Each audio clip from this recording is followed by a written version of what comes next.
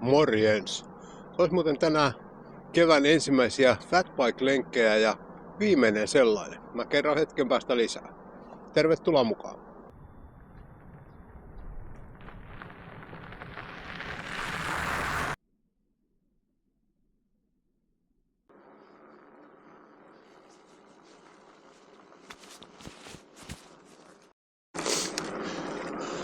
Niin tosiaan, nyt on tultu siihen pisteeseen tämän fatbiken kanssa, että ajellaan tänään fatbikella tämmönen mukava viimeinen lenkki. Sen jälkeen pestään pyörä ja tää on tori.fiissä nyt myynnissä. Sitten vaan odotetaan, että kuka onnellinen tämä nappaa tämän jälkeen. On tää hieno pyörä, mutta mun käytölle sillä oikeastaan tuli nyt loppu. Tuossa vähän noiden uusien omien suunnitelmien takia, niin hommalle vähän toisenlaisen seikkailupyörän.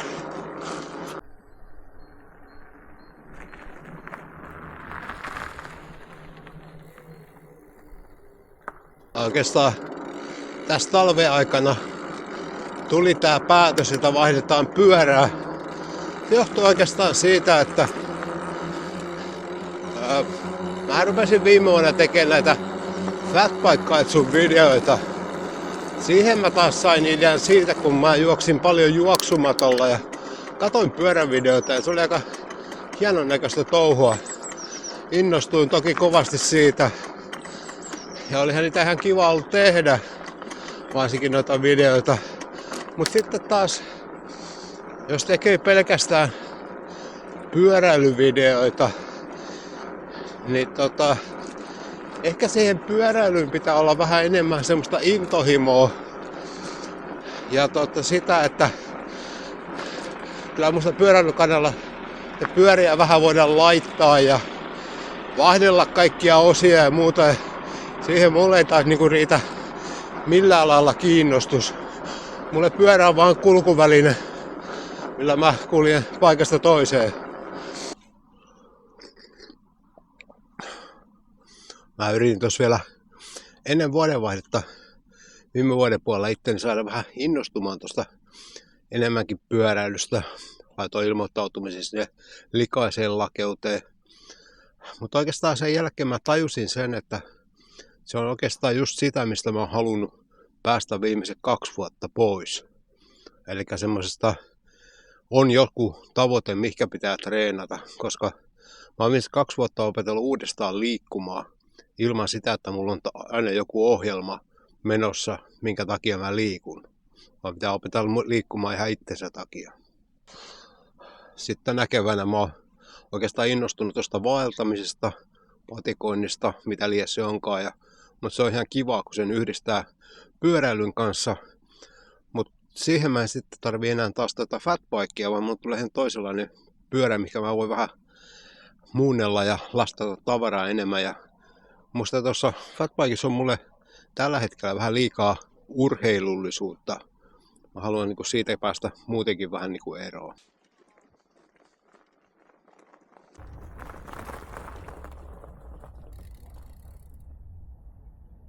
Mutta joo, muutenhan tää on aika hauskaa aikaa tämmönen, kun on pyörä myynnissä. Aina tykännyt tehdä kaikenlaista kauppaa. Aika paljon teen tuon torin kautta myyn ja ostaa. Se on musta toiminut ihan hyvin ja näin, niin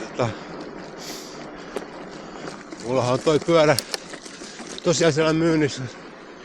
Pyynti on se maltillinen 1200 € tämmöstä uudenkarheista pyörästä. 950 siitä on tarjottu, niin eiköhän se johonkin siihen välille se hinta sitten asetu. Eipä tää nyt mitenkään pakkomyynnissä ole, eikä mulla mitään kiirettä tämän kanssa ole, mutta ihan mielenkiintoista touhua on toikin taas on.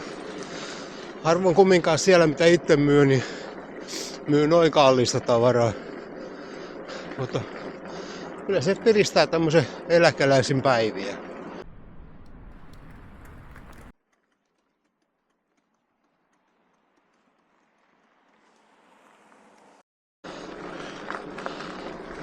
Joo, tää on ollut tänään ihan kiva tämmönen Diibadaapa-lenkki ajella. Viimeinen fatbike-lenkki. Näyttäis tulevan, kun tosta sit siitä suuntaan kotiin, niin vähän reilu 40 kilsaa. Ihan mukava ajelu. Ilman mitään suunnitelmaa. Mä pysäytän tuossa Kyrkkärin rannassa vielä, niin kerron pari juttua.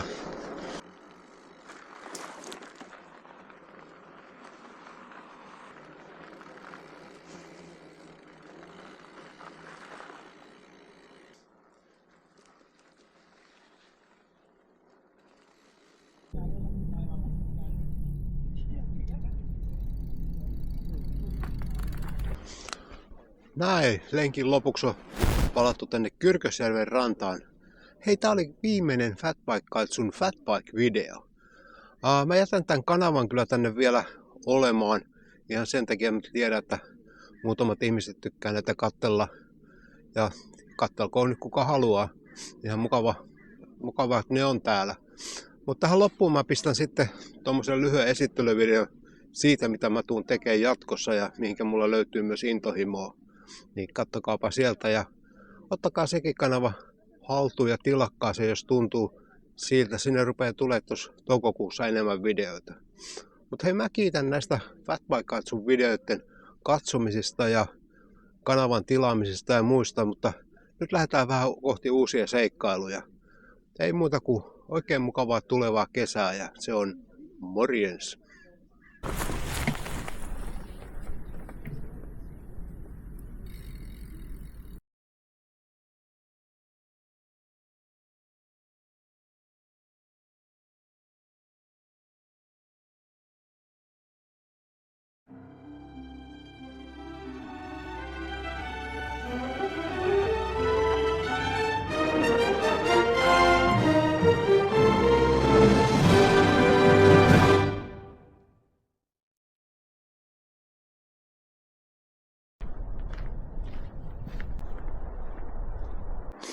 Morjens!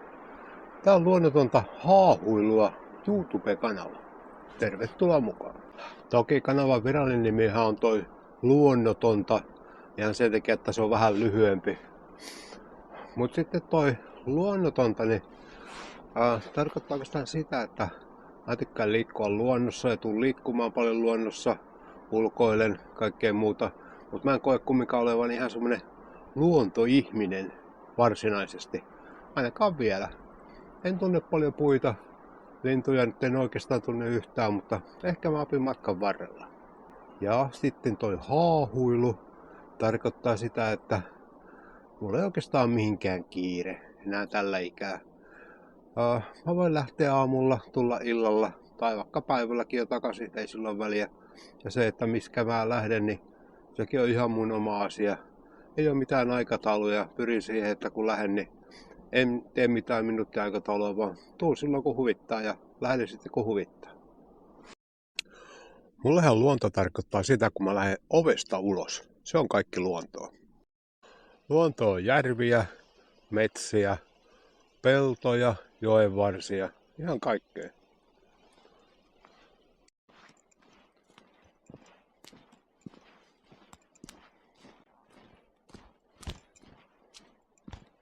Mä rakastan siis kestävyysliikuntaa, nykyään nimenomaan liikuntaa. Tuossa muutama vuosi sitten vielä puhuin kestävyysurheilusta.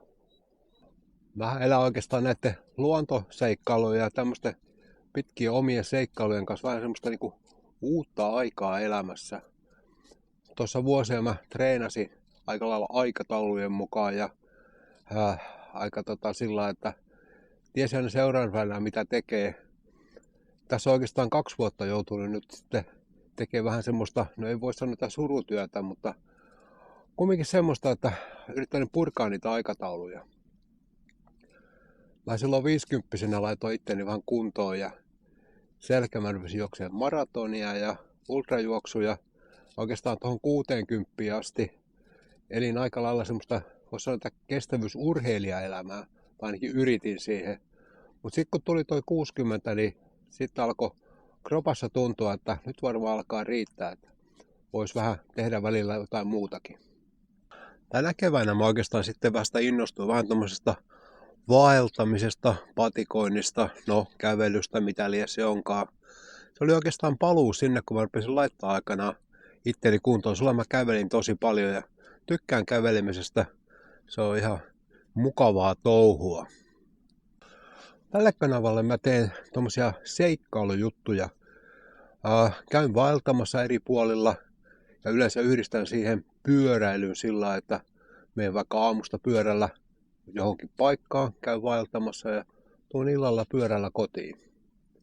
Tulee vähän semmoista monipuolisuutta tähän touhuun. Ei ole enää niin yksipuolista toi liikunta.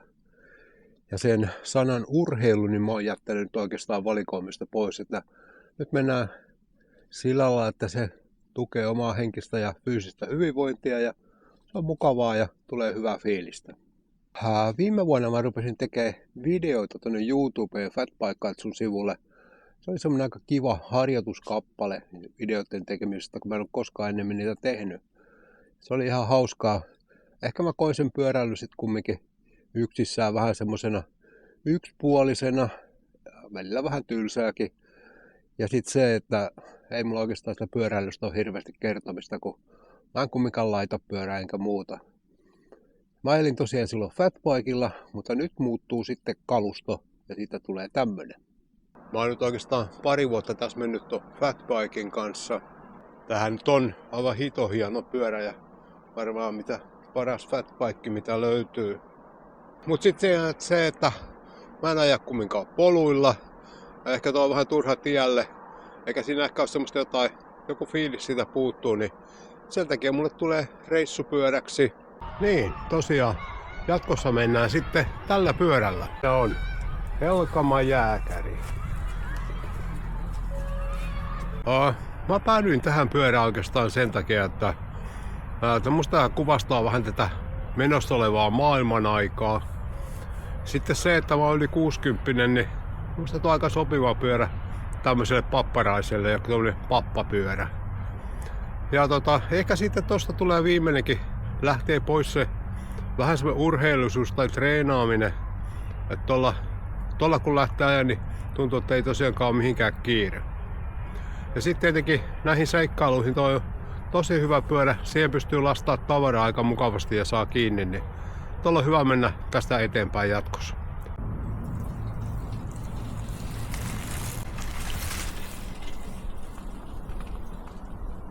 Ja sen lisäksi vielä, että tää on mulle ihan sopiva pyörä, niin tähän liittyy vähän semmonen ihan hauska tarina, miten mä tämän pelastin, niin tämä mä tuun kertoa sit vähän myöhemmin.